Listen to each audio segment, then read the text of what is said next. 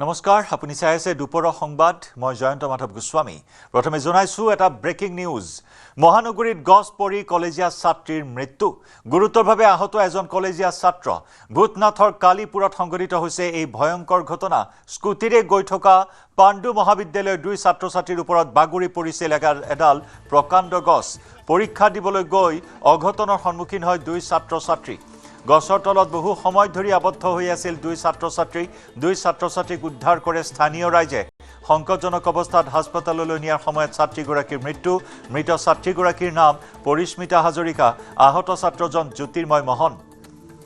গুৱাহাটী মহানগৰীত এটা ভয়ংকৰ ঘটনা।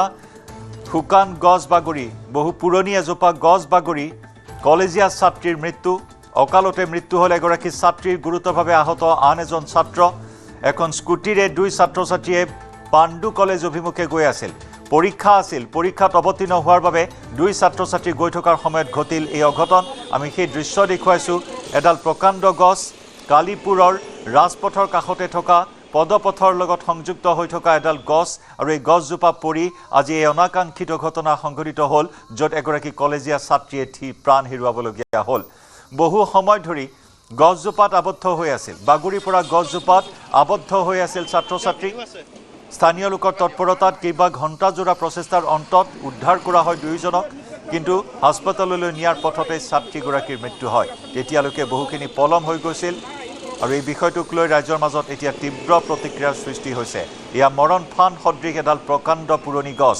এই গছজোপা কিন্তু আজি অতদিনেই দৃষ্টিগোচৰ হোৱা নাছিল গুৱাহাটী পৌৰ নিগমৰ। কিয় দৃষ্টিগোচৰ হোৱা নাছিল? এই পুৰণি গছজোপা নিৰীক্ষণ নকৰে নেকি ৰাজপথত থকা এইসমূহ মৰণফান সদৃশ গছ? যদি সময় থাকোঁতে ইয়াৰ ব্যৱস্থা কৰিলে হয়, আজি এনেধৰণৰ এটা অনাকাংক্ষিত পৰিস্থিতি বা ঘটনা সংঘটিত নহ'লে হয়। স্থানীয় লোকসকলে প্ৰকাশ কৰিছে, যোৱা 3 দিনৰ পৰাই স্থানীয় লোকসকলেও আশংকা ব্যক্ত কৰিছিল যে যিকোনো সময়ত বাগৰি পৰিব পাৰে এই গছজোপা। কিন্তু আজি এই অঘটন সংঘটিত হ'ল। ঘাতক ৰূপী গছজোপাই প্ৰাণ কাঢ়িলে এগৰাকী কলেজীয়া ছাত্ৰীৰ। পৰিস্মিতা হাজৰিকা ছাত্ৰীগৰাকীৰ নাম। পুনৰ জনাইছোঁ, পাণ্ডু কলেজলৈ গৈ আছিল পৰীক্ষাত অৱতীৰ্ণ হ'বলৈ, আৰু তেনে সময়তে পুৱাৰ ভাগত ঘটিল এই অঘটন।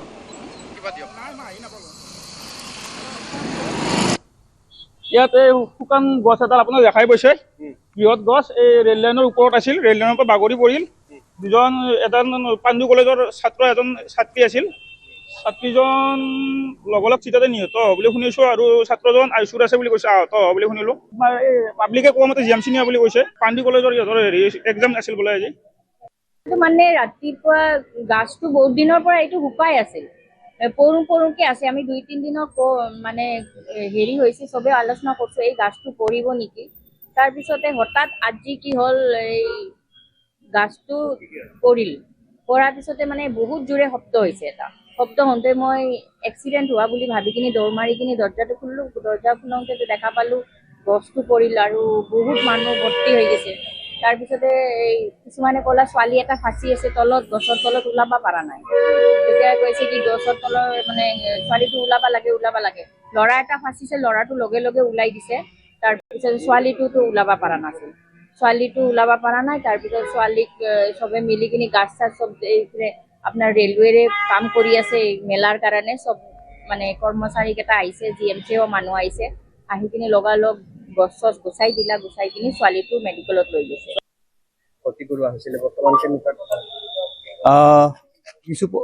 কিছু সময় আগতে এডাল গছ পৰি এগৰাকী ছোৱালী ইঞ্জুৰি হোৱা বুলি ইয়ালৈ লৈ আহিছিলে। তেওঁলোকৰ লগত হেৰি আছিলে, তেওঁলোকৰ আৰু এজন ল'ৰা আছে, স্কুটিত আহি আছিলে। গছডাল ভাঙি পৰাৰ পাছত তেওঁলোকে ইয়াত লৈ আহিছে, আচলতে ডেড বডি লৈ আহিছে। ইয়াত কোনো ধৰণৰ চিকিৎসা দিয়া হোৱা নাই, চিকিৎসা দিব পৰা হোৱা নাই, কাৰণ প্ৰবেবলি যিটো হিষ্ট্ৰী দিছে আৰু যিটো মানে তেওঁৰ য'ত গলত ইঞ্জুৰি আছে দেখা গৈছে, তেওঁ বোধহয় গলৰ যি স্পাইনেল কৰ্ডত তাত ফ্ৰেকচাৰ আছে, 1-2 মানতে ফ্ৰেকচাৰ হৈছে যেন পাইছোঁ। আৰু সেই তাত ফ্ৰেকচাৰ হ'লে 1 মিনিটৰ বেছি বাচি নাথাকে। আৰু তাৰোপৰি তেওঁৰ কঁকালতো দুখ পাইছে পৰি পেলাই, তাতো তেওঁ দুখ পায়, সেই তাতো হয়তো ফ্ৰেকচাৰ আছে যেন লাগিছে। গতিকে ইয়াতে ডেড বডি আহিছে, কোনো ধৰণৰ জীয়াই থকাৰ লক্ষণ ইয়াত নাছিল। ডেড বডিটো এতিয়া মৰ্গত আছে, আৰু পুলিচ আহিছে, পুলিচক হেণ্ডঅভাৰ কৰা হ'ব, আৰু পুলিচে হয়তো পষ্টমৰ্টেম কৰিবলৈ লৈ যাব। দেখা গৈছে ডিঙিত পৰিছে, হয় ডিঙিত দেখা গৈছে। পিছত গলৰ স্পাইনেল কৰ্ডত ফ্ৰেকচাৰ হৈছে, আৰু স্পাইনেল কৰ্ড 1ৰ ওচৰত ফ্ৰেকচাৰ আছে, সেইকাৰণে তেওঁ লগে লগে ডেথ হৈছে। তেওঁ পৰীক্ষা দিবলৈ আহিছিল, তেওঁৰ লগত এগৰাকী বন্ধু আছিল, তেওঁ গাড়ীখন চলাই আছিলে স্কুটিখন, তেওঁৰ ইঞ্জুৰি হৈছে, তেওঁ কিন্তু কম পৰিমাণে ইঞ্জুৰি হৈছে। আমাৰ সতীৰ্থ সাংবাদিক সবিতা শৰ্মাৰ সৈতে সংযুক্ত হৈছোঁ।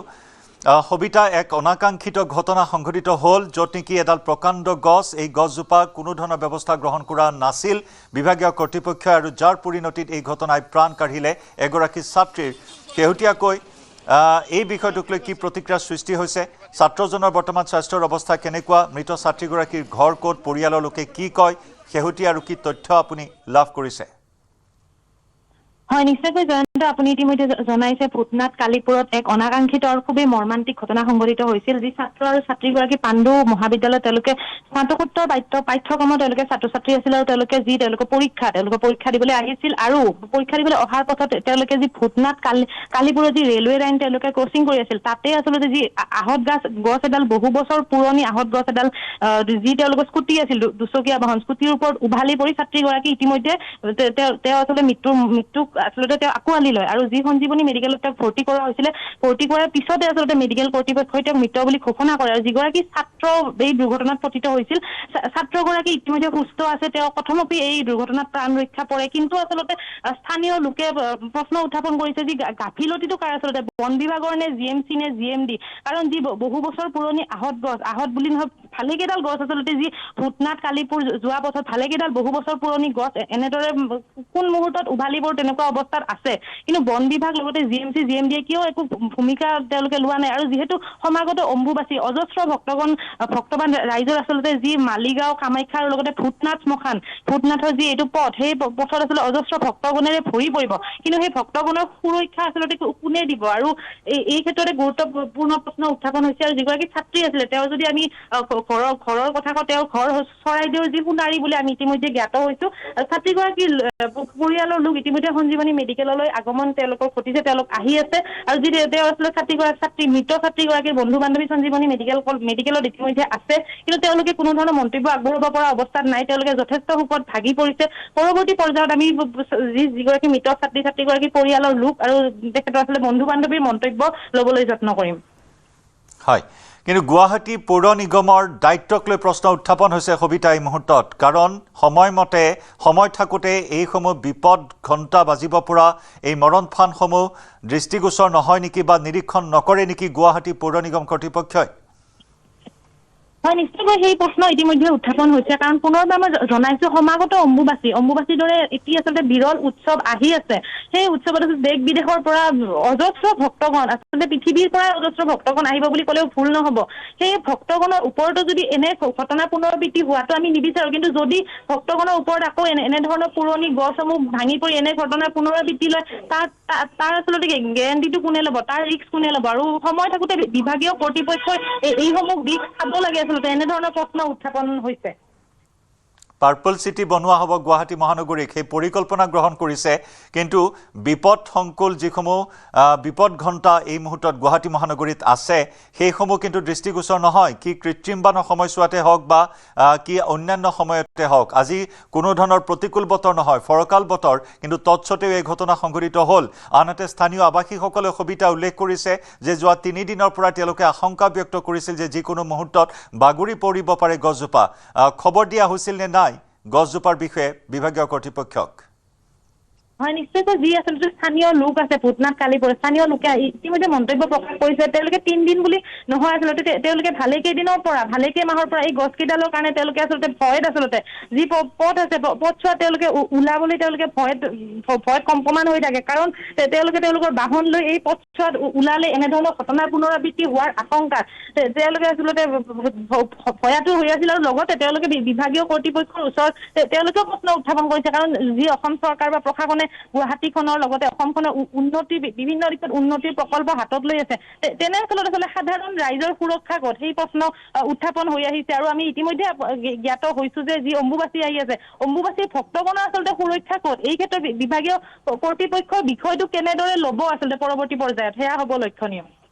সবিতা বহু সময় ধৰি আবদ্ধ হৈ আছিল ছাত্ৰ ছাত্ৰী আমি ইতিমধ্যে জনাইছোঁ আপুনি যি খবৰ আমালৈ প্ৰেৰণ কৰিছিল খবৰ দিয়া হৈছিল নে নাই বিভাগীয় কৰ্তৃপক্ষক উদ্ধাৰকাৰী দলক যি নেকি বহু পলম হৈ গ'ল ছাত্ৰীগৰাকীক স্থানীয় লোকেহে উদ্ধাৰ কৰিবলগীয়া হ'ল আৰু দুৰ্ভাগ্যজনকভাৱে হাস্পতাললৈ নিয়াৰ পথতে ছাত্ৰীগৰাকীৰ মৃত্যুক সাৱটিলে হয় নিশ্চয়কৈ এনেধৰণৰ আচলতে যি আমি ইতিমধ্যে আমি কৈছো যে যি আচলতে বন বিভাগ জিএমডি লগতে জিএমডি লগতে যি বিভাগীয় কৰ্তৃপক্ষ সেইসমূহ কৰ্তৃপক্ষ ইতিমধ্যে দায়ী আৰু লগতে যি আচলতে কৰ্তৃপক্ষক আজি দুৰ্ঘটনাটো সংঘটিত হৈ যোৱাৰ পিছত আমি ইতিমধ্যে জ্ঞাত হৈছো যে কৰ্তৃপক্ষক তেওঁলোকে অৱগত কৰোৱাৰ পিছতো বহু সময় পিছত আচলতে তেওঁলোক আহি ঘটনাস্থলীত উপস্থিত হৈছিল যাৰ ফলত আচলতে যিগৰাকী ছাত্ৰ আছে তেওঁ প্ৰথমতে এই দুৰ্ঘটনাত প্ৰাণ ৰক্ষা পৰে যিগৰাকী ছাত্ৰী আছিলে তেখেতে আচলতে তেখেতৰ পৰীক্ষাৰ কাৰণে স্নাতকোত্তৰ পাঠ্যক্ৰমৰ এগৰাকী ছাত্ৰী আছিল পাণ্ডু মহাবিদ্যালয়ত তেখেতে কিন্তু যি দুৰ্ঘটনা সংঘটিত সেই দুৰ্ঘটনাত পতিত হৈ বহু সময় ধৰি আবদ্ধ হৈ থকাৰ ফলত আচলতে তেওঁ মৃত্যুৰ মুখলৈ তেওঁ আচলতে গুচি যায় বুলি স্থানীয় লোকে ইতিমধ্যে আমাৰ আগত জনাইছে আৰু যদিহে আচলতে যি কৰ্তৃপক্ষ বিভাগীয় কৰ্তৃপক্ষ সময়মতে যদি উপস্থিত হ'লহেঁতেন ছাত্ৰীগৰাকী হয়তো জীৱন আমি বচাব পাৰিলোহেঁতেন জয়ন্ত ধন্যবাদ সবিতা ধন্যবাদ জ্ঞাপন কৰিছোঁ আপোনাক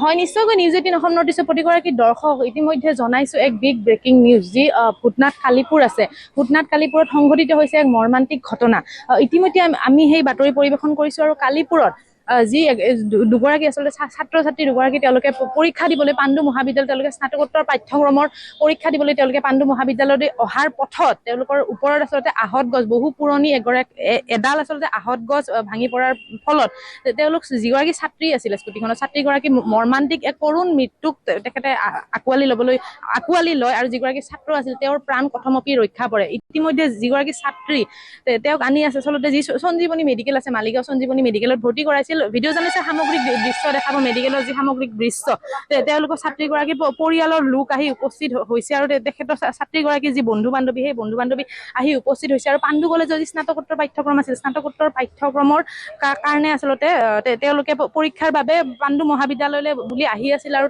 তেওঁলোকে যি ভূটনাথৰ কালিপুৰৰ ৰেলৱে লাইন আচলতে তেওঁলোকে ক্ৰছ কৰি আছিল ৰেলৱে লাইন ক্ৰছ কৰাৰ সময়তে আচলতে তেওঁলোকৰ গাত বহু পুৰণি আহত গছ এজুপি আচলতে তেওঁলোকৰ গাত উভালি পৰে আৰু তেওঁলোকে আচলতে স্কুটিত থকা যিগৰাকী ছাত্ৰ আৰু ছাত্ৰগৰাকীৰ প্ৰাণ ৰক্ষা পৰে তেওঁ কিছু পৰিমাণে আঘাতপ্ৰাপ্ত হয় আৰু যিগৰাকী ছাত্ৰীগৰাকী আচলতে এক যি দুৰ্ঘটনা সংঘটিত হৈছিল সেই সময়ত এই থিতাতে এক কৰুণ মৃত্যুক আঁকোৱালি লয় মৰ্মান্তিক মৃত্যুক আঁকোৱালি লয় আমি ইতিমধ্যে মেডিকেল যি সঞ্জীৱনী মেডিকেল আছে মেডিকেল কৰ্তৃপক্ষৰ যি স্বত্বাধিকাৰী ভৱেন চৌধুৰী ইতিমধ্যে আমি মন্তব্য আপোনালোকলৈ আগবঢ়াইছো আৰু যি মৃত ছাত্ৰীগৰাকীৰ আমি যদি নাম ল'বলৈ যাওঁ মৃত ছাত্ৰীগৰাকীৰ নাম পৰিস্মিতা হাজৰিকা সংকটজনক অৱস্থাত তেওঁক সঞ্জীৱনী মেডিকেলত আচলতে ভৰ্তি কৰোৱা হৈছিল আৰু যি আচলতে তেখেতৰ যদি আমি ঘৰলৈ যাওঁ তেখেতৰ ঘৰ আচলতে যি চৰাইদেউ সোণাৰী তেখেতৰ অৰিজিনেল ঘৰ তেওঁলোকে আছিল গুৱাহাটীত আৰু তেওঁলোকে আচলতে স্নাতকোত্তৰ পাঠ্যক্ৰমৰ তেওঁলোকে পৰীক্ষা দিবলৈ তেওঁলোকে যি ক্ষমা কৰিব তেওঁলোকে যি পাণ্ডু মহাবিদ্যালয় আহি উপস্থিত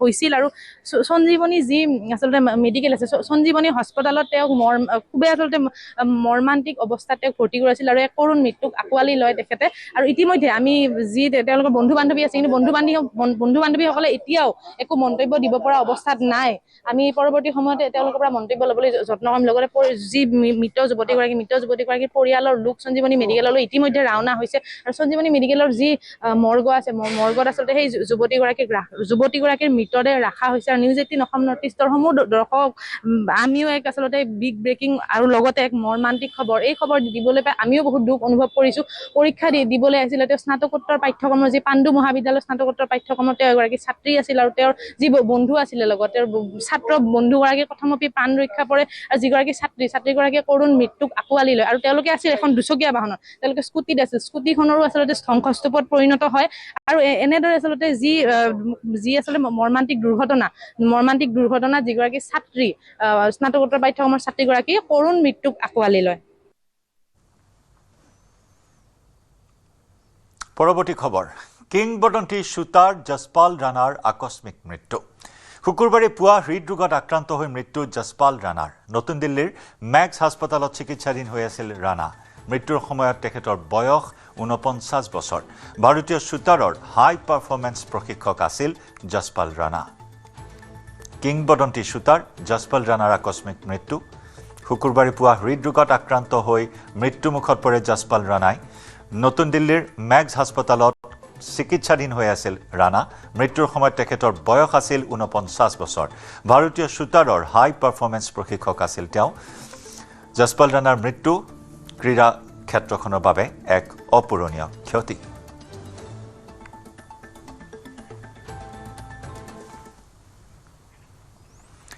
বিধায়ক ৰমাকান্ত দেউৰীক CIDৰ কাৰ্যালয়লৈ তলব। মেইন বিভাগৰ কেলেংকাৰীৰ অভিযোগত তলব কৰা হৈছে দেউৰীক।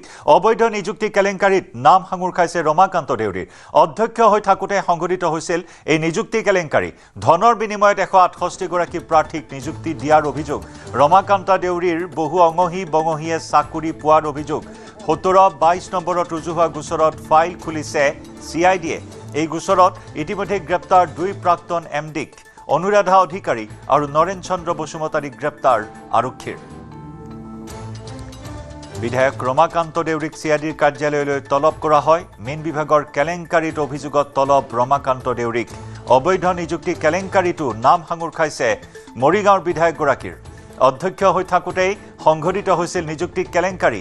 ধনৰ বিনিময়ত 168 গৰাকী প্ৰাৰ্থীক নিযুক্তি দিয়াৰ অভিযোগ। ৰমাকান্ত দেউৰীৰ বহু অঙহী বঙহীয়ে চাকৰি পোৱাৰ অভিযোগ।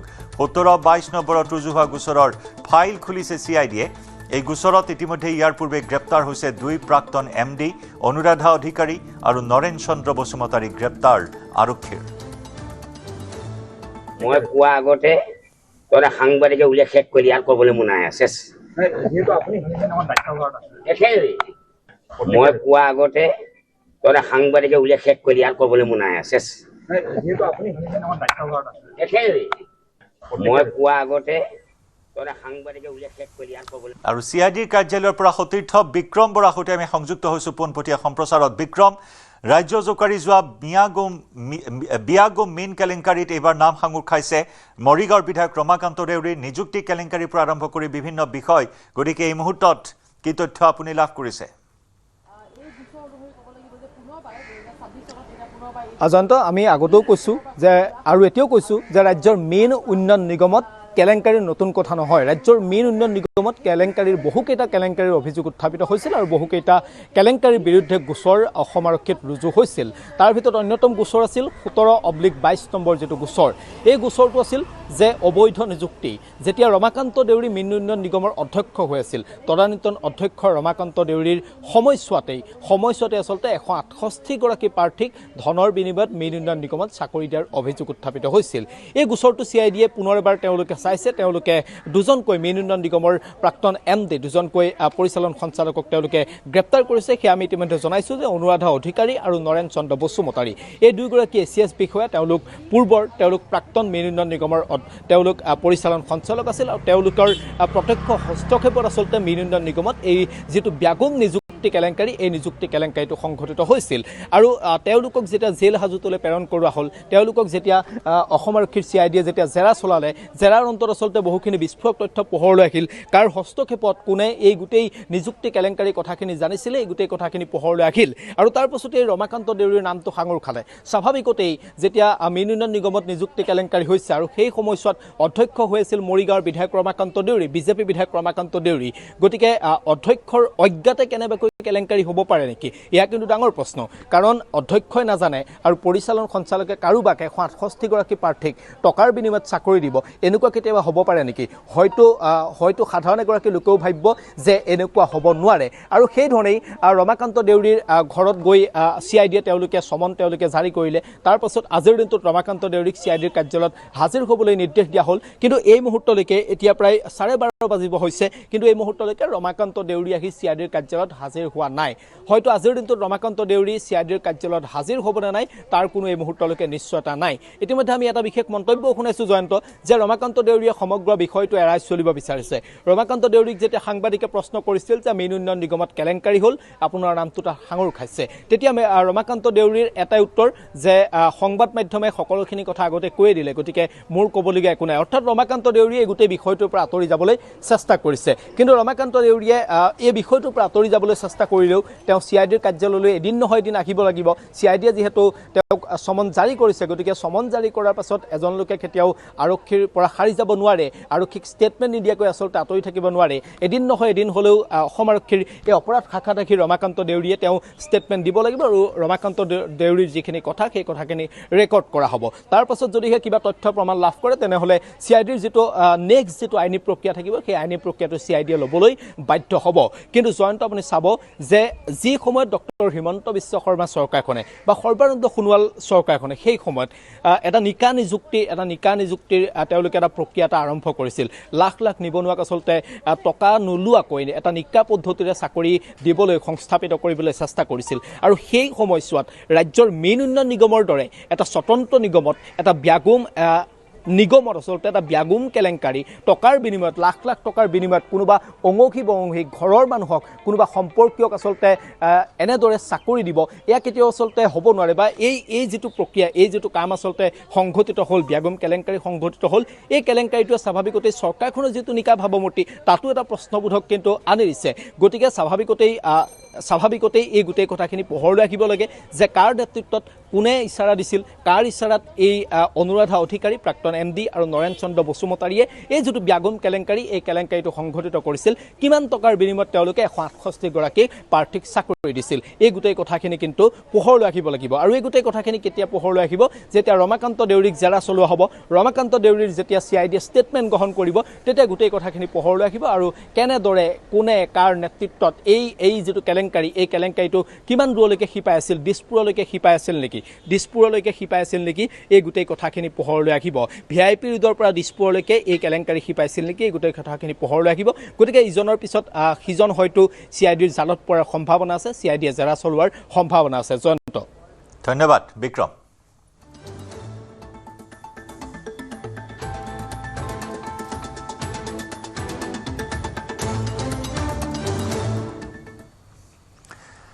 ৰাজ্যত দুদিনত তিনিটাকৈ লাভ জেহাদৰ ঘটনা বিলাসীপাৰা তিনিচুকীয়াৰ পিছত এইবাৰ ঘটনাৰ স্থান হৈছে ৰঙিয়া হিন্দুৰ পৰিচয় দি ৰঙিয়াৰ এগৰাকী যুৱতীক পলুৱাই নিছিল শাহিদুৰ ৰহমানে নিজকে জীৱন ৰায় বুলি পৰিচয় দি প্ৰেমৰ সম্পৰ্ক গঢ়িছিল লম্পট শাহিদুৰে দীৰ্ঘদিন ধৰি ৰঙিয়াত ৰাজমিস্ত্ৰী হিচাপে কাম কৰি আছিল ধুবুৰীৰ শাহিদুল ৰহমানে যুৱতীগৰাকীৰ মাতৃৰ এজাহাৰৰ ভিত্তিত আৰক্ষী অভিযান চলাই কোচবিহাৰৰ পৰা গ্ৰেপ্তাৰ কৰে লম্পট শাহিদুৰক সম্প্ৰতি ঘটনা সন্দৰ্ভত আৰক্ষীয়ে অব্যাহত ৰাখিছে তদন্ত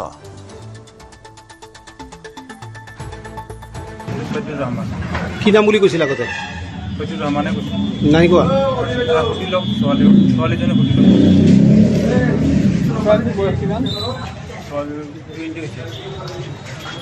তোমাৰ ঘৰ ক'ত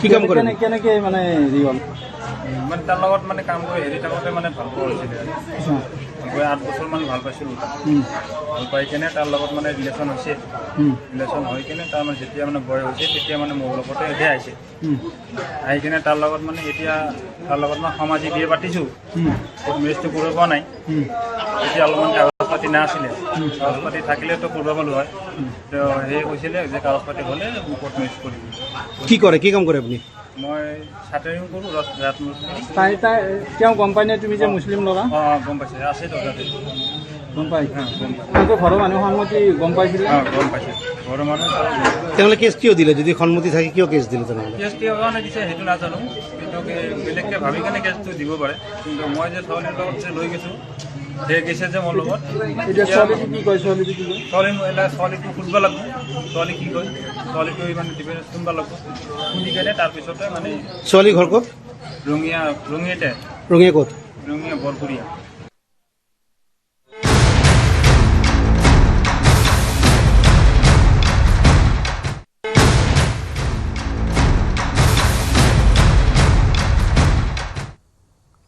আজি জুবিন গাৰ্গৰ 2 দেহৰক্ষীৰ জামিনৰ শুনানি পৰেশ বৈশ্য নন্দেশ্বৰ বৰাৰ জামিনৰ শুনানি বিশেষ ন্যায়াধীশৰ আদালতত হ'ব জামিনৰ শুনানি আই বহিৰ্ভূত সম্পত্তিৰ গোচৰত জামিনৰ বাবে জনাইছিল আবেদন পূৰ্বে ফাষ্ট ট্ৰেক আদালতে নাকচ কৰিছিল জামিন আবেদন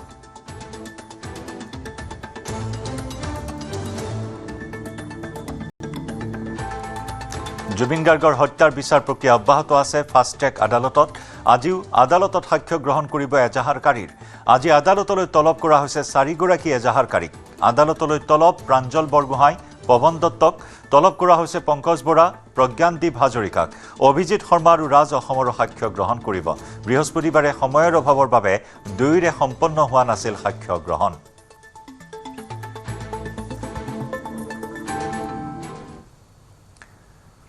ৰাজপথত বাইক ষ্টাণ্ট কৰি আৰক্ষীৰ জালত পৰিল 3 যুৱক। নিউজ 18ত সম্প্ৰচাৰ হৈছিল উদণ্ড বাইকাৰ্ছৰ ভয়ংকৰ ষ্টাণ্ট কৰাৰ বাতৰি। বিশ্বনাথ আৰু গুৱাহাটীৰ 2 যুৱকক আটক যান বাহন আৰক্ষীৰ। নগাঁৱৰ এজন যুৱকক থানালৈ তলব যান বাহন আৰক্ষীৰ। আৰক্ষীক কেডেপ নকৰা 3 উদণ্ড যুৱক ভৰলুৱা আৰক্ষীৰ ৰোষত। নিশাৰ মহানগৰীৰ ৰাজপথত ভয়ংকৰ কাণ্ড সংঘটিত কৰিছিল 3জনে। বা গাড়ী এখন চলালে মোবাইল ইউজ কৰিব নালাগে। যদি কোনোবাই ড্ৰিংকছ কৰিছে তেওঁ কোনো কাৰণতে ৰাইডিং আৰু ড্ৰাইভিং কোনো কাৰণে যাতে নকৰে। ৰং ট্ৰেক ড্ৰাইভিং, তাৰমানে যিটো উল্টা ট্ৰেকত যায়, আপুনি চাব গুৱাহাটী বিভিন্ন জেগাত ৰং ট্ৰেক ড্ৰাইভিংবিলাক চলি আছে, সেই ড্ৰাইভিংটো যাতে নকৰে। আৰু এটা আছে আমাৰ অনুৰোধ আপোনালোকৰ থ্ৰুদি সকলোলৈ, কোনো যাতে হাইৱেত আনঅথৰাইজলি গাড়ীখন পাৰ্ক কৰি নথয়।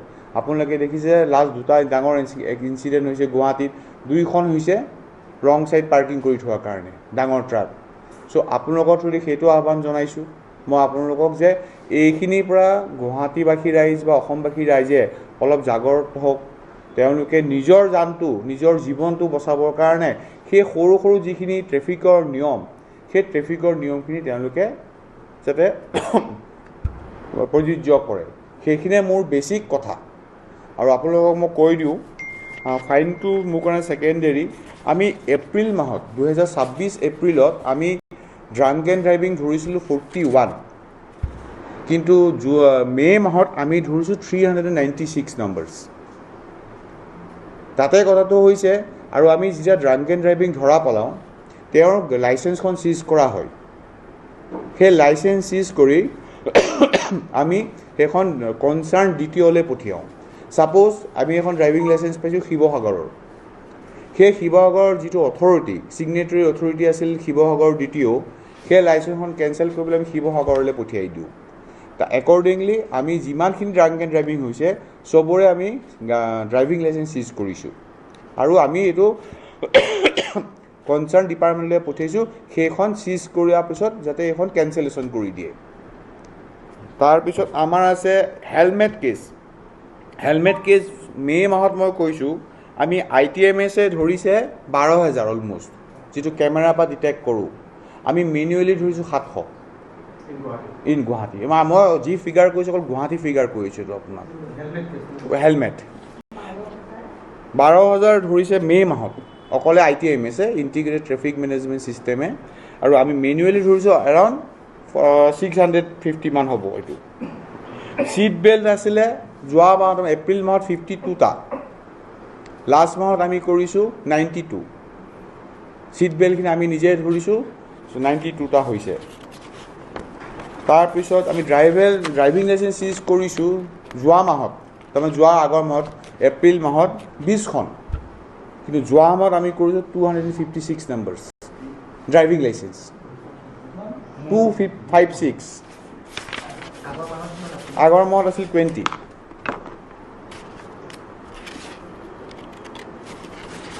আপোনালোকে যেনে টিণ্টেড গ্লাছ, যিখিনি as per order of honourable Supreme Court এখন গাড়ীত এক্সটাৰ্নেল জেগাত একো বস্তুৱে লগাব নোৱাৰে।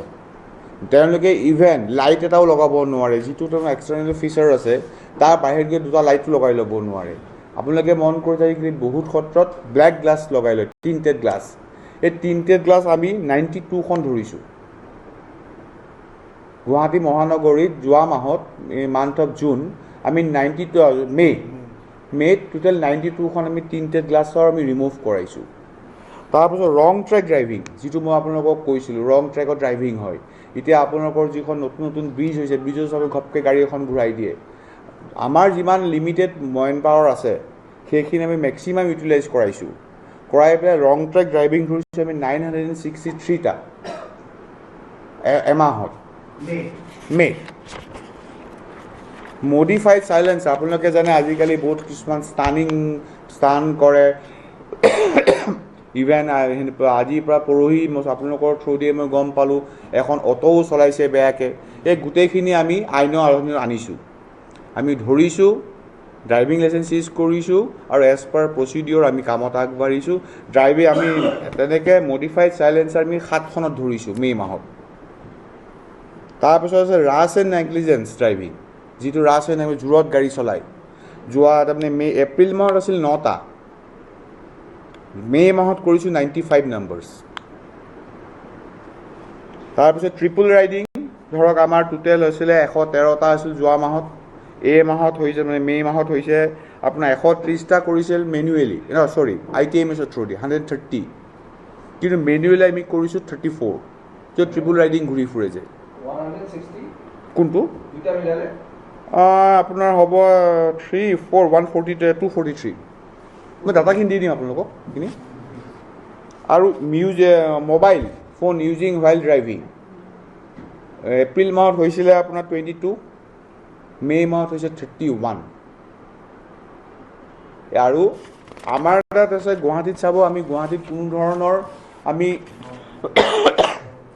মেনুৱেলি ফাইন নকৰোঁ তাৰমানে আগতে ৰচিদ এখনত লিখি দিয়ে 2000 টকা ফাইন পায় এইটো গুৱাহাটীত কমপ্লিটলি বন্ধ লাষ্ট 2 বছৰৰ পৰা কোনো ধৰণৰ মেনুৱেলি ফাইন নাকাটে কিন্তু যদি আপোনালোকৰ থ্ৰুদি কাৰোবাক মই আহ্বান এইটোৱে জনাইছোঁ ৰাইজক এৱাৰনেছৰ কাৰণে গুৱাহাটী মহানগৰী আৰক্ষী যান বাহন আৰক্ষী শাখাই কোনো ধৰণৰ মেনুৱেলি পইচাৰ চালান নিদিয়ে কোনোবা ক'ৰবাত কৰিব পাৰে কোনোবাই যে মেনুৱেলি 2000 টকা চালান এখন দিয়ক কোনো মেনুৱেলি আমাৰ চালান ইছ্যু গুৱাহাটী ট্ৰেফিক পুলিচে নকৰে যি হয় ITMS থ্ৰুৰ বা মোবাইলত লিংক যাব সেই লিংকত পে'মেণ্ট কৰিব লাগে এনেকৈ যেতিয়া চাই টোটেল আমি আৰু এটা কথা কৈ দিওঁ আমি এই যিবিলাক ধৰক মেনুৱেলি ধৰিছোঁ মেনুৱেলি যিখিনি আমি কৰিছোঁ ITMSটো কৰিছে লিংক আহিছে বেলেগ কথা মেনুৱেলি আমি চবতে নন এফআইআৰ কেছ ছাবমিট কৰিছোঁ এজন মানুহে পইচাটো দিবলৈ ইমানটো টান নালাগিব পাৰে কিন্তু যেতিয়া কোৰ্টত এদিন যাব লাগিব এটা দিন তেওঁৰ ক্ষয় হ'ব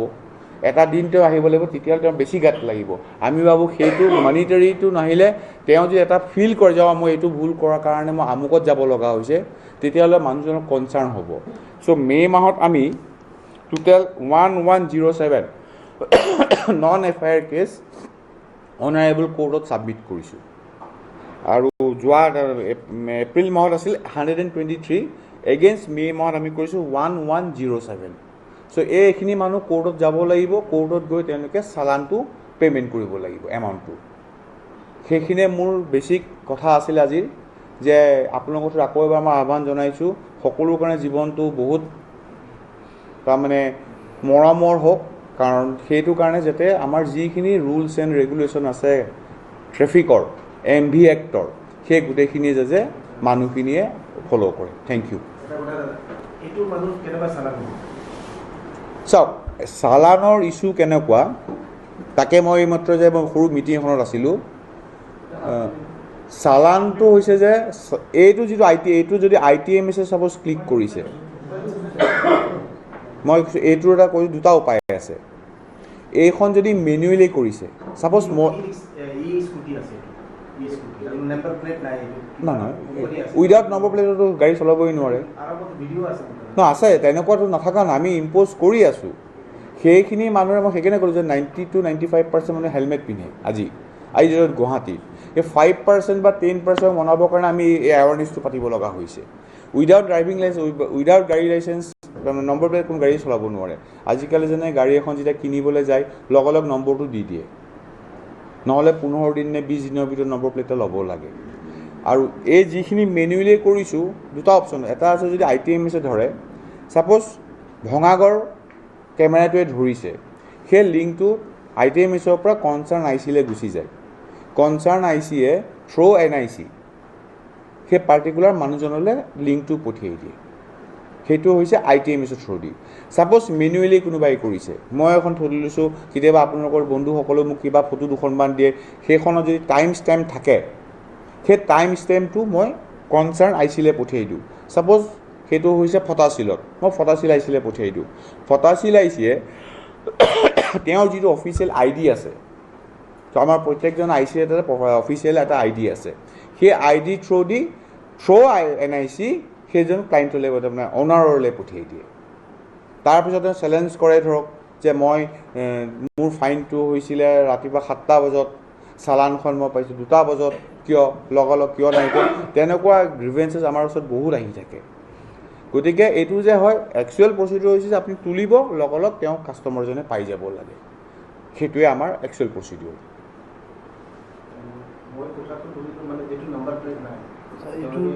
এটা কথা আছে মই তাৰমানে এইটো হেৰি কৰিব নালাগে মই কথাটো কৈ দিছোঁ তাৰমানে দাদা এইটো এনেকুৱা এটা কেছ মই ডিছপুটত পাইছিলোঁ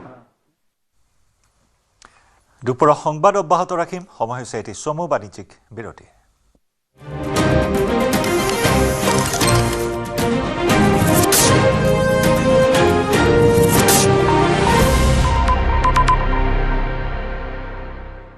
কি ঘটিল আজিৰ দিনটো ৰাজ্য তোলপাৰ লগোৱা ঘটনা দেশৰ সকলো খবৰ ৰাজ্যৰ জ্বলন্ত পৰিৱেশ পৰিস্থিতি আপোনাৰ খবৰ আপোনালোকৰ খবৰ ৰাজনীতিৰ সূক্ষ্ম বিশ্লেষণ পুৱাৰ পৰা নিশাল খবৰ আৰু খবৰ দেশৰ সৰ্ববৃহৎ নিউজ নেটৱৰ্ক সঠিক সময়ত শুদ্ধ খবৰ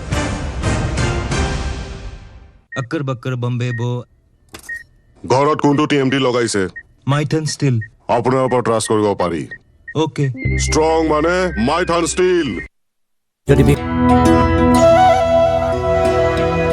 ৰাষ্ট্ৰীয় প্ৰেক্ষাপটত পুনৰ জিলিকিল অসমৰ সুনাম ৰাজ্যলৈ গৌৰৱ কঢ়িয়াই আনিলে 11গৰাকী বিশিষ্ট শিল্পীয়ে ৰাজ্যৰ 5গৰাকী বিশিষ্ট শিল্পীলৈ সংগীত নাটক অকাডেমী বঁটা 6গৰাকী শিল্পীয়ে লাভ কৰিলে উস্তাদ বিছমিল্লাহ খাঁ যুৱ বঁটা ঘোষিত হ'ল 2024 আৰু 25 বৰ্ষৰ সংগীত নাটক অকাডেমী আৰু উস্তাদ বিছমিল্লাহ খাঁ যুৱ বঁটা সদ্য ঘোষিত এই বঁটাসমূহেৰে ৰাষ্ট্ৰীয় পৰ্যায়ত বিভূষিত হ'ল অসমৰ মুঠ 11গৰাকী বিশিষ্ট তথা প্ৰভাৱশালী শিল্পী ৰাষ্ট্ৰীয় পৰ্যায়ৰ এই খিতাপ লাভ কৰি স্বাভাৱিকতে উৎফুল্লিত হৈ পৰিছে ৰাজ্যৰ বিশিষ্ট অভিনেত্ৰী চেতনা দাস দিল্লীৰ এই সৰ্বোচ্চ স্বীকৃতিয়ে আৱেগিক কৰি তুলিছে জ্যেষ্ঠ শিল্পীগৰাকী তোমালোকৰ জৰিয়তে মই অসমবাসী ৰাইজলৈ আশীৰ্বাদ আৰু সেৱা জনাইছোঁ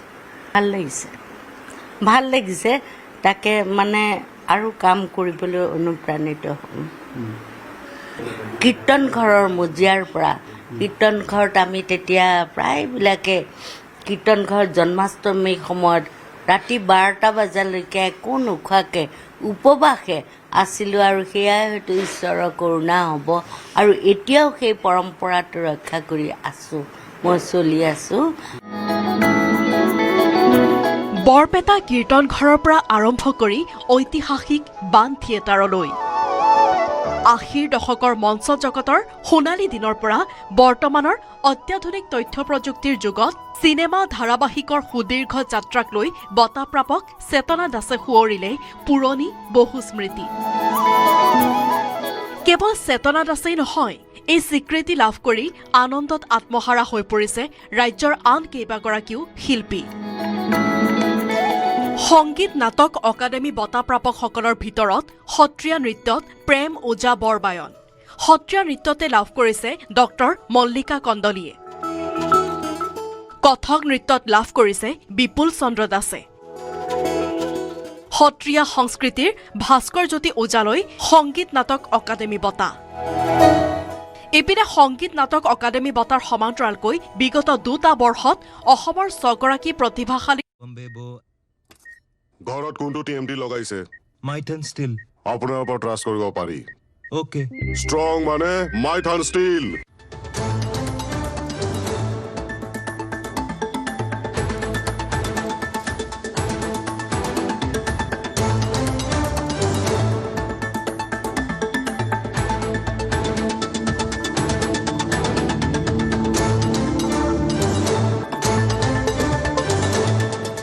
अक्कर बक्कर बम्बे बो ঘৰত কোনটো TMT লগাইছে माइथन स्टील আপোনাৰ ওপৰত ট্ৰাষ্ট কৰিব পাৰি ओके ষ্ট্ৰং মানে মাইথান ষ্টীল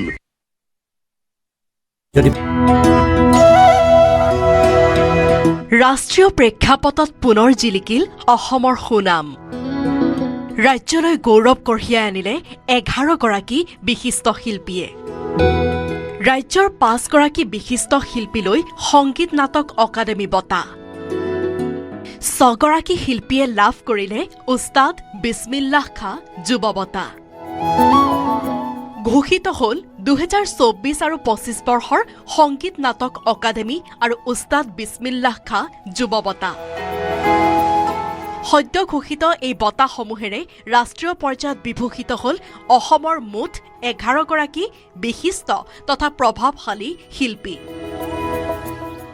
ৰাষ্ট্ৰীয় পৰ্যায়ৰ এই খিতাপ লাভ কৰি স্বাভাৱিকতে উৎফুল্লিত হৈ পৰিছে ৰাজ্যৰ বিশিষ্ট অভিনেত্ৰী চেতনা দাস।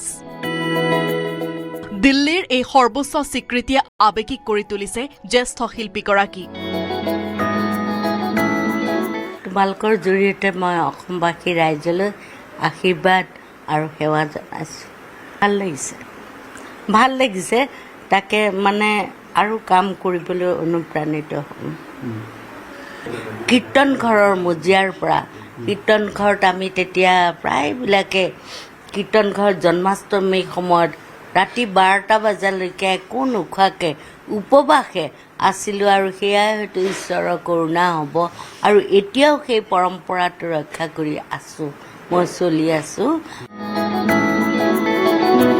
বৰপেটা কীৰ্তন ঘৰৰ পৰা আৰম্ভ কৰি ঐতিহাসিক বাণ থিয়েটাৰলৈ 80ৰ দশকৰ মঞ্চ জগতৰ সোণালী দিনৰ পৰা বৰ্তমানৰ অত্যাধুনিক তথ্য প্ৰযুক্তিৰ যুগত চিনেমা ধাৰাবাহিকৰ সুদীৰ্ঘ যাত্ৰাক লৈ বঁটাপ্ৰাপক চেতনা দাসে সোঁৱৰিলে পুৰণি বহু স্মৃতি। কেৱল চেতনা দাসেই নহয়, এই স্বীকৃতি লাভ কৰি আনন্দত আত্মহাৰা হৈ পৰিছে ৰাজ্যৰ আন কেইবাগৰাকীও শিল্পী। সংগীত নাটক অকাডেমী বঁটাপ্ৰাপকসকলৰ ভিতৰত সত্ৰীয়া নৃত্যত প্ৰেম ওজা বৰবায়ন, সত্ৰীয়া নৃত্যতে লাভ কৰিছে ডক্টৰ মল্লিকা কন্দলীয়ে, কথক নৃত্যত লাভ কৰিছে বিপুল চন্দ্ৰ দাসে, সত্ৰীয়া সংস্কৃতিৰ ভাস্কৰ জ্যোতি ওজালৈ সংগীত নাটক অকাডেমী বঁটা। ইপিনে সংগীত নাটক অকাডেমী বঁটাৰ সমান্তৰালকৈ বিগত 2টা বৰ্ষত অসমৰ 6গৰাকী প্ৰতিভাশালী যুৱ শিল্পীয়ে লাভ কৰিছে উস্তাদ বিছমিল্লাহ খাঁ যুৱ বঁটা। ইয়াৰ ভিতৰত 2024 বৰ্ষৰ বাবে অসমৰ 3গৰাকী শিল্পীলৈ আগবঢ়োৱা হৈছে এই সন্মান। 2024 বৰ্ষৰ যুৱ বঁটাপ্ৰাপকসকলৰ ভিতৰত আছে সত্ৰীয়া নৃত্যত মীনাক্ষী মেধি, লোকসংগীতত দিলীপ হীৰা, নাট্য নিৰ্দেশনাত বিদ্যুৎ কুমাৰ নাথ।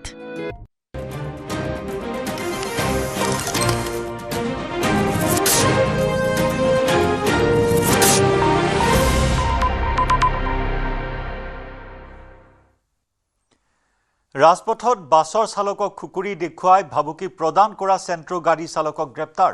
ধৃত লোকজন হাকুমথাৰ বালুডুঙাৰ ৰবীন শ্বাহ ওৰফে মিণ্টু। আৰক্ষীৰ চকুত ধূলি দি বাহনৰ নম্বৰ প্লেট খুলি পলায়নৰ চেষ্টা কৰি ৰবীন শ্বাহ জালত পৰিল আৰক্ষীৰ। প্ৰতাপগড় চাহ বাগিচাৰ ভিতৰুৱা অঞ্চলৰ পৰা গ্ৰেপ্তাৰ কৰিবলৈ সক্ষম হয় আৰক্ষী। বহু অপৰাধমূলক কামত ব্যৱহাৰ কৰা হৈছিল এই চেণ্ট্ৰখন। জব্দকৃত বাহনৰ পৰা 2খনকৈ নম্বৰ প্লেট লাভ কৰিছে আৰক্ষীয়ে। ৰবীন শ্বাহৰ সৈতে আন এজন সহযোগীক বিচাৰি এতিয়া চতিয়া আৰক্ষীয়ে অব্যাহত ৰাখিছে তদন্ত।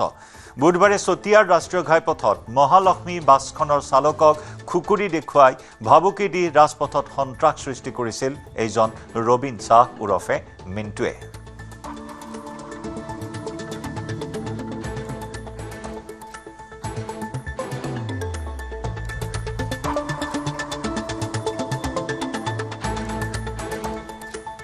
এটা এনকুৱাৰী লঞ্চ কৰিলোঁ। লঞ্চ কৰি আমি গাড়ীখনো পালোঁ। গাড়ীখন পালোঁ আমি ৰবীন শ্বাহ ওৰফে মিণ্টু বুলি এজন ল'ৰাৰ পৰা, যাৰ বয়স 25 বছৰ। তেখেতৰ দেউতাকৰ নাম হ'ল আব্দুল কৰিম শ্বাহ, বালুডুঙা গাঁও, থানা বিশ্বনাথ চাৰিআলি। তেখেতৰ হাতৰ পৰা পালোঁ গাড়ীখন আমি ডিটেইনো কৰিলোঁ আৰু ল'ৰাটোকো আমি ডিটেইন কৰিলোঁ। আৰু লিগেল ফৰ্মেলিটিজ যিখিনি আছে আমি নেক্সট সময়ত পৰ্যায়ত সেইখিনি কৰিম। পলাতক ফোন চুইচ অফ কৰি পলাতক অৱস্থাত আছিল। আমাক পাব্লিকে বহুত সহায় কৰিলে এইখিনি ক্ষেত্ৰত সেইকাৰণে আমি পাব্লিক বহুত ৰবীন শ্বাহ ওৰফে মিণ্টু ৰবীন শ্বাহ ওৰফে মিণ্টু তেওঁ যে আচলতে এই ছটা অস্ত্ৰ দেখুৱাইছিলে তাৰ উদ্দেশ্য কি থাকিব পাৰে উদ্দেশ্যটো in due course of time ইণ্টাৰগেশ্যনত আমি এইটো আৰু ইনভেষ্টিগেশ্যন আমি ওলাই ডকাইতি এটা এইটো ইনভেষ্টিগেশ্যনতহে আমি ক'ব পাৰিম তেওঁৰ লগতো আৰু কেইবাজনো আছে বুলি সদ্যহতে সেইখিনি সময়ত ভিডিঅ'টো আপুনি স্পষ্টকৈ চালে এজন যেনে পায় কিন্তু সেইটো ইনভেষ্টিগেশ্যনত আমি আৰু ওলাব যদি আছিল তেতিয়া ডিউ কোৰ্চ অফ টাইমত সেইটো নিশ্চয় ধৰা পৰিব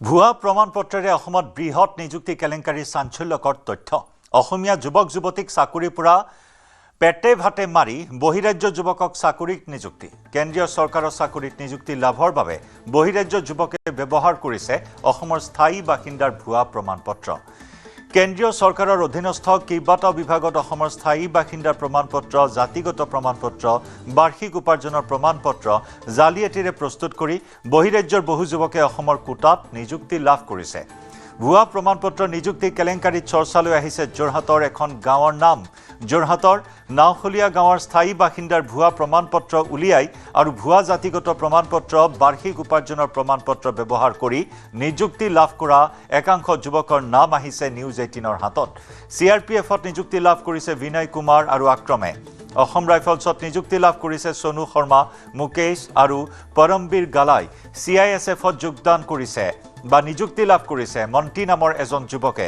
আটাইকেইজন যুৱকে যোৰহাটৰ নাওখলীয়া গাঁৱৰ ভুৱা স্থায়ী বাসিন্দাৰ প্ৰমাণপত্ৰ ব্যৱহাৰ কৰিছিল আনহাতে তেওঁলোকে নিযুক্তি লাভৰ বাবে ব্যৱহাৰ কৰা জাতিগত প্ৰমাণপত্ৰ আৰু বাৰ্ষিক উপাৰ্জনৰ প্ৰমাণপত্ৰসমূহ অসমৰ বিভিন্ন লোকৰ নামত ইস্যু হোৱা প্ৰমাণপত্ৰ ভুৱা মানপত্ৰৰে নিযুক্তি লাভ কৰা এইসকল যুৱকে মাজুলীৰ জয়পুৰ পায়েং তিনিচুকীয়াৰ গণপত শাহ যোৰহাটৰ পুৰণি গোহাঁইগাঁৱৰ বিতুৰঞ্জন দাস বিশ্বনাথৰ আইনুল আনচাৰী মাজুলীৰ কমল চন্দ্ৰ তায়ে লখিমপুৰৰ ৰতন বেজৰ নামত প্ৰদান কৰা মানপত্ৰসমূহৰ নম্বৰ ব্যৱহাৰ কৰিছিল কেৱল যোৰহাটেই নহয় অসমীয়া যুৱক যুৱতীক কৌশলেৰে কেন্দ্ৰীয় চৰকাৰৰ চাকৰিৰ পৰা বঞ্চিত কৰি বহিৰাজ্যৰ লোকে কৌশলেৰে নিযুক্তি লাভ কৰিছে ৰাজ্যৰ ভিন্ন প্ৰান্তত এতিয়া সবাতোকৈ ডাঙৰ প্ৰশ্নটো হৈছে বহিৰাজ্যৰ এইসকল লোকক অসমৰ ভুৱা মানপত্ৰৰে নিযুক্তি লাভৰ ক্ষেত্ৰত কোনে সহায় কৰিছে কেলেংকাৰীত কোনো প্ৰভাৱশালী লোক জড়িত আছে নেকি তাক লৈ সৃষ্টি হৈছে প্ৰশ্নৰ 2024 SSC ভৰ্তি চলিছিলে ইয়াত এইবোৰ ঢেৰ বাহিৰলৈ আহিছিলে যিটো অসমৰ চাৰ্টিফিকেটত ভৰ্তি হ'বলৈ আহিলে চাগে ধৰিছিলোঁ আমি আমাৰ লোকেল থানাটো সমজাই দিলোঁ তাৰপিছত চালান হ'ল বুলি ক'লে তাৰপিছত ইমান গম নাপালোঁ কি হ'লগৈ কেছটো প্ৰায় ইয়াত ভৰ্তি হৈয়ে থাকে এইটো এটা ৰিক্ৰুটমেণ্ট চেণ্টাৰে হ'লগৈ তেতিয়া ইয়াত বাহিৰলৈ বহুত আহে বহুত মানে UP বিহাৰ বেচিকেলি এইবোৰ লোৱা চাৰ্টিফিকেটবোৰ অসমৰ চাৰ্টিফিকেট লৈ আহে আমি ধৰোঁ পুলিচে সমজাওঁ তাৰপিছত কি হয়গৈ এইবোৰ নাজানো 2024ত ধৰিছিলোঁ 5-6টামান ল'ৰা SSC তাৰপৰা ভৰ্তি হোৱা নাই ইয়াত তেতিয়াবা সেই SSC লাষ্ট ভৰ্তিতে ধৰিছিলোঁ অসমৰ চাৰ্টিফিকেট দেখাইছিলে স্কুল চাৰ্টিফিকেট PRC চব অসমৰ আছিলে এতিয়া বাহিৰৰ ল'ৰা চব UP বিহাৰ চাকৰি পালেতো আছাম ৰাইফলত হওক CRPFক হওক অসমীয়া ল'ৰা দেখাই নাই আমি আছাম ৰাইফলক হওক আছাম ৰাইফলত আপোনাৰ অসমীয়া ল'ৰা নায়েই বুলি ধৰক চব UP বিহাৰ উত্তৰাখণ্ড এইবোৰ ল'ৰাই সোমাই আছে যিমান পাইছোঁ আমি এইটো ব্যৱস্থা কৰিব লাগে এইটো যেনেকৈ লোকেল থানাই আপুনি ভেৰিফিকেশ্যনবোৰ কেনেকৈ দিয়ে এটা পুলিচ ভেৰিফিকেশ্যন আহে চাকৰি পালে সেইটো ভেৰিফিকেশ্যন কেনেকৈ দিয়ে সিহঁতি ইয়াৰ স্থায়ী নিবাসী হয় নহয় এইটো ভেৰিফিকেশ্যন এটা আহে অঁ হয় এইটো ডাঙৰ স্কেম চলি আছে বহুত ডাঙৰ স্কেম চলি আছে চাকৰিৰ ক্ষেত্ৰত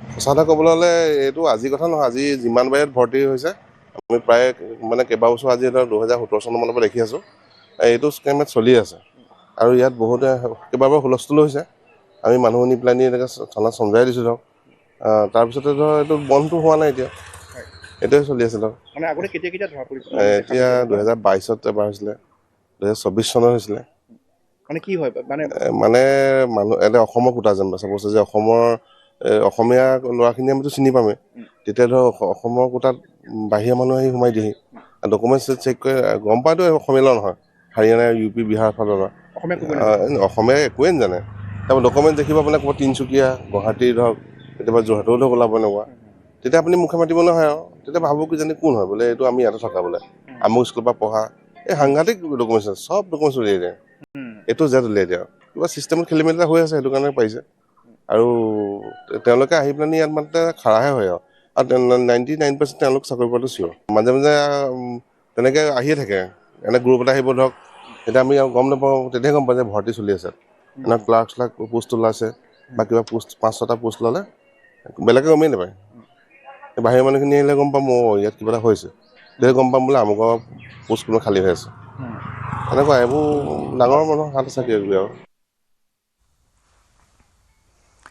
হাজোৰ বৰ্ণিত নাৰী নিৰ্যাতনৰ ঘটনা পৰকীয়া প্ৰেমৰ সম্পৰ্কক গাপ দিবলৈ পত্নীক শাৰীৰিক নিৰ্যাতন হাদিউল আবেদিনৰ 4 বছৰ পূৰ্বে নলবাৰীৰ লোহাৰকাঠৰ মফিদা বেগমৰ সৈতে সামাজিক ৰীতি নীতিৰে বিবাহ হৈছিল হাদিউল আবেদিনৰ বিবাহৰ কিছুদিন পাছৰে পৰা যৌতুক বিচাৰি পত্নীৰ ওপৰত আৰম্ভ কৰিলে শাৰীৰিক অত্যাচাৰ আনকি 6 মহীয়া সন্তানৰ মাতৃ মফিদাক পেট্ৰল ঢালি হত্যাৰো চেষ্টা চলোৱাৰ অভিযোগ লম্পট হাদিউল আবেদিনৰ বিৰুদ্ধে অন্য সম্প্ৰদায়ৰ এগৰাকী মহিলাৰে অবৈধ প্ৰেমৰ সম্পৰ্কৰ বাবে ভিন্ন অজুহাত দেখুৱাই মফিদাক শাৰীৰিক নিৰ্যাতন চলোৱাৰ অভিযোগ প্ৰাণৰ শংকাত হাজো আৰক্ষী থানাত এজাহাৰ দাখিল কৰিছে ভুক্তভোগী মহিলাগৰাকীয়ে